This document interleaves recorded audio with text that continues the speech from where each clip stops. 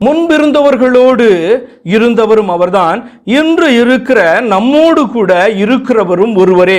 அது கர்த்தராகிய இயேசு கிறிஸ்துவை குறிக்கிறது என்பதற்கு இன்னொரு சான்று. ஏசாயா 41 அதிகாரம் 4வது வசனத்தை வாசிக்கலாம். அதை செய்து நிறைவேற்றி ஆதி முதற்கொண்டு தலைமுறைகளை வரவழைக்கிறவர் யார் அப்படின்னு ஒரு கேள்வி. அப்படின்னா யாரும் இல்ல ஆண்டவரே, நீர்தான் அப்படின்னு சொல்ல வேண்டும் என்று சொல்லி அவர் எதிர்பார்க்கிறார். அநேகரால சொல்ல முடியல. ஆதியிலிருந்து இருக்கிறவர் நீர்தான், வரப்போகிறவரும் நீர்தான், உம்மையன்றி வேறொருவர் இல்லை என்று அவருடைய பாதத்தில் விழ முடியவில்லை. காரணம் என்ன?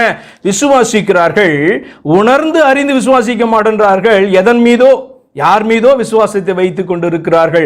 ஆனபடினாலே சுவிசேஷத்தினுடைய ரகசியமே என்ன தெரியுமா? நம்முடைய சர்வ வல்லமை உள்ள தேவன் நமக்காக மனிதனாக வெளிப்பட்டார் என்பதுதான் சுவிசேஷத்தினுடைய ரகசியம். அது புரிந்து கொள்ள முடியாதபடிக்கு அநேகரை பார்த்தீங்க அப்படின்னு சொன்னா அவிசுவாசத்தினால இந்த ரட்சிப்புக்கான வேத வசனங்கள் கூட அவர்களை இடற செய்கிறதா இருக்கிறது. மிக மிக பரிதாபத்துக்குரிய நிலையா இருக்கிறது. அப்ப ஏசாயா 41:4 சொல்லுகிறது, ஆதி முதற்கொண்டு தலைமுறைகளை வரவழைத்தவர் யார்? முந்தினவராயிருக்கிற கர்த்தராகிய நான் தானே சொல்லுகிறார். முந்தினவராயிருக்கிற கர்த்தராகிய நான் தானே.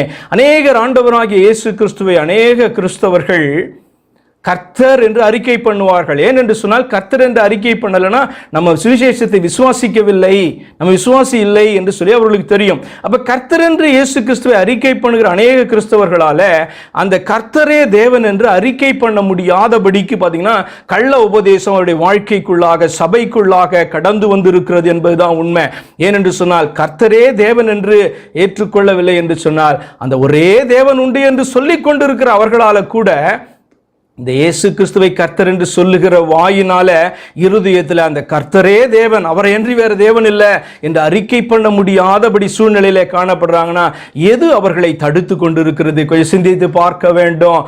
அவர்கள் வேத வாக்கியங்களுடைய கருத்தை அறியாதபடினால கர்த்தரை மூவராக, தெய்வத்தை மூவராக பார்க்கிறார்கள். அவரோ சொல்றாரு, நீங்கள் உங்கள் பாவத்தில் நீங்கள் சாவீர்கள். காரணம் என்ன? நானே அவர் என்று உங்களால் விசுவாசிக்க முடியல, ஏற்றுக்கொள்ள முடியல, ஆகையினாலே உங்கள் பாவத்தில் சாவீர்கள் என்கிறதான ஒரு மிகப்பெரிய எச்சரிப்பை ஆண்டவர் சொல்லுகிறார். கர்த்தர் பேசும் பொழுது சும்மா விளையாட்டுக்காக ஒரு காரியத்தை பேசுறது இல்லை, அல்லது நம்மளை எச்சரிக்கும் பொழுது நம்ம பயப்படணும் என்பதற்காக எச்சரிக்கிறது இல்லை. அவர் யதார்த்தத்தை பேசுகிறவர். நானே அவர் என்று நீங்கள் விசுவாசிக்கலனா உங்க பாவத்தில் சாவீங்க, உங்க பாவத்தில் நிலைத்திருப்பீங்க என்று சொல்லுகிற வார்த்தை மிக முக்கியமான ஒரு வார்த்தையாய் காணப்படுகிறது. அப்ப ஏசாயா 41:4 சொல்லுகிறது, முந்தினவராகிய கர்த்தர், முந்தினவராயிருக்கிற கர்த்தராகிய நான் தானே, பிந்தினவர்களோடும் இருப்பவராகிய நான் தானே. அப்ப முந்தினவர்களோடு கூட காணப்பட்டதான கர்த்தர் தான் இந்த நாட்களில் பிந்தினவராக காணப்படுகிறதான இந்நாட்களில் இருக்கிறதான நம்மோடு கூட இருக்கிறவர். போன ஜெனரேஷன்ல இந்த கர்த்தர் தான் இந்த ஜெனரேஷன்ல இருக்கிறார், இந்த ஜெனரேஷன்ல இருக்க கர்த்தர் தான் அடுத்த ஜெனரேஷன் இருக்க போகிறார், இந்த கர்த்தர் தான் நமக்காக வரப்போகிறார். இதை அறியாதபடிக்கு பார்த்தீங்கன்னா ஒவ்வொரு காலத்தில் கர்த்தர் வெவ்வேறு விதமாய் செயல்படுகிறார் என்பதாக ஒரு மனிதன் சொல்லி கொண்டிருப்பான் என்று சொன்னால் அவன் விசுவாசியே அல்ல, ஒரு சத்தியத்தை அறியாதபடி காணப்படுறான். கர்த்தர் சொல்றார், நான் மாறாத, அவர் மாறுகிறவர் என்று சொல்லி மனுஷன் சொல்லிக் கொண்டு இருக்கிறான். அவர் சொல்றார், நான் மாறாதவராய் இருந்தால் தான் உங்களுக்கு ரட்சிப்பே உண்டாக்கும், அப்பதான் நீங்க நிர்மூலமாகாது இருப்பீர்கள் என்று சொல்லி அவர் சொல்லுகிறார். அப்ப இந்த கர்த்தர் என்கிறவர் எந்த தலைமுறையிலும் எந்த காலகட்டத்திலும் அவர் மாறுகிறவர் அல்ல, மாறாத ஒருவரால் தான் ரட்சிப்பை மனிதனுக்கு கொடுக்க முடியும். அவர் சொல்லுகிறார், முந்தினவராய் இருக்கிற கர்த்தராகிய நான் தானே, பிந்தினவர்களோடும் கூட இருக்கிறவரும் இருப்பவராகிய நான் தானே என்று சொல்லி அவர் சொல்லுகிறார்.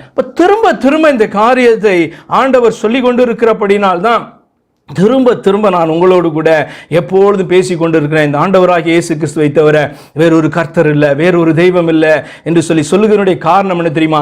இந்த சத்தியத்தை அறியாத ஒரு மனுஷன் ரட்சிக்கப்படவே முடியாது. எப்ப ஆண்டவராகிய இயேசு கிறிஸ்து 2ஆம் நபர் 3ஆம் நபர், அவரும் தெய்வத்தில் ஒருவர் தான், ஆனால் இவர் ஆனால் வேறொருவர் என்று சொல்லிக் கொண்டிருக்கிற ஒருவனும் ரட்சிக்கப்பட போகிறதில்லை, மறுமைக்குள் பிரவேசிக்க போகிறதில்லை. ஏனென்றால் அவருடைய வார்த்தை மிக தெளிவாய் சொல்லுகிறது, உங்களுடைய பாவத்திலே சாவீர்கள். இதற்கு ஒரு காரணம் உண்டு. என்னவென்று சொன்னால், நானே அவர் என்று உங்களால் விசுவாசிக்க முடியலையே என்று சொல்லி ஆண்டவர் சொல்லுகிற வார்த்தையை திரும்ப திரும்ப தியான வேளையில நாம் பார்த்து கொண்டு இருக்கிறோம். திரும்ப திரும்ப சொன்னார் என்று சொல்லுகிறேன் இல்லையா? நீங்க தொடர்ந்து ஏசாயா 48ஆம் அதிகாரம் 12ஆம் வசனத்தை வாசிக்கும் பொழுது, யாக்கோபே, நான் அழைத்திருக்கிற இஸ்ரவேலே எனக்கு செவி கொடு, நான் அவரே, நான் முந்தினவரும் நான் பிந்தினவருமாமே. சொல்லுகிறார், என் ஜனமே, நான் அழைத்திருக்கிறதான யாக்கோபே, இஸ்ரவேலே, நான் அழைத்திருக்கிற என்னை ஏற்றுக்கொண்ட கிறிஸ்துவின் மேல விசுவாசத்தை வைக்கிற கிறிஸ்தவர்களே, கொஞ்சம் செவி கொடுங்க. நான் யார் என்று சொல்லுகிறேன் என்று சொல்லி ஆண்டவர் பேசுகிற வார்த்தை என்னன்னு சொன்னா, செவி கொடு, நான் அவரே, நான் முந்தினவரும் நான் பிந்தினவருமாமே. திரும்ப சொல்லுகிறார், நான் அவரே. அப்ப இந்த ஆண்டவராகிய இயேசு கிறிஸ்து அவர்தான்.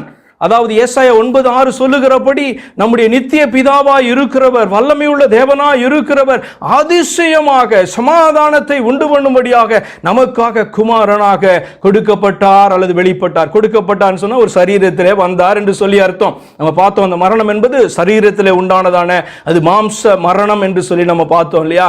அப்ப கொடுக்கப்பட்டார் என்ற வார்த்தையை சிலர் எடுத்துக்கொண்டு இன்னொருத்தர் இருந்தார், அவர் கொடுக்கப்பட்டார் என்று சொல்லி இயேசு கிறிஸ்துவை இன்னொருவராக காண்பித்து கொடுக்கிறவர்கள் எல்லாம் அயோக்கிய பண்றாங்க. காரணம் என்றால் வேத வசனம் மிக தெளிவாக சொல்லுகிறது, தேவன் ஒருவர், என்னோட கூட வேறொருவர் இல்லை. வேறொருவர் இருந்தா அவர் சொல்லி இருப்பார் நமக்கு, நான் வேறொருவனை அறியேன், வேறொரு கண்மலை இல்லையே என்று அவர் சொல்லுகிறதுடைய கருத்து என்ன தெரியுமா? வாசிக்க அத்தனை பேருக்கும் புரியணும். முதலாவது, தேவன் ஒருவர் தான், அவர் மட்டும்தான் கர்த்தர் என்று சொல்லப்படுகிறார். அப்ப இயேசு கிறிஸ்துவை கர்த்தர் என்று அறிக்கை பண்ணுகிற எந்த மனிதனாய் இருந்தாலும், இவர் மட்டும்தான் என்னுடைய தேவன், இவர் மட்டும்தான் என்னுடைய கண்மலை, இவர் மட்டும்தான் என்னை ரட்சிக்க முடியும். ஏசாயா தீர்க்கதரிசன புஸ்தகத்திலே பேசினவர் வேறொருவர் அல்ல, அவர் எனக்காக ரட்சிக்கும்படியா இப்படியா இறங்கி வந்திருக்கிறார் என்கிற சுவிசேஷத்தினுடைய ரகசியத்தை அவன் புரிந்து கொண்டவனாக அந்த தேவ பக்திக்குரிய காரியம் என்னதென்று அறிந்து கொண்டு இயேசு கிறிஸ்து சொன்ன வார்த்தையின் முக்கியத்துவத்தை அறிந்து அவரே இவர் என்று சொல்லி தன்னை ஏற்றுக்கொள்வான். ஆண்டவர் சொல்லுகிறார், எனக்கு செவி கொடு, எனக்கு செவி கொடு. எதற்கு செவி கொடுக்கணுமா? நான் அவரே, நான் அவரே என்பதற்கு செவி கொடு, நான் அவரே என்பதை நீ விசுவாசி, முந்தினவரும் பிந்தினவரும் நான் தான் என்று அவர் சொல்லுகிறார். எங்க? ஏசாயா 48:12.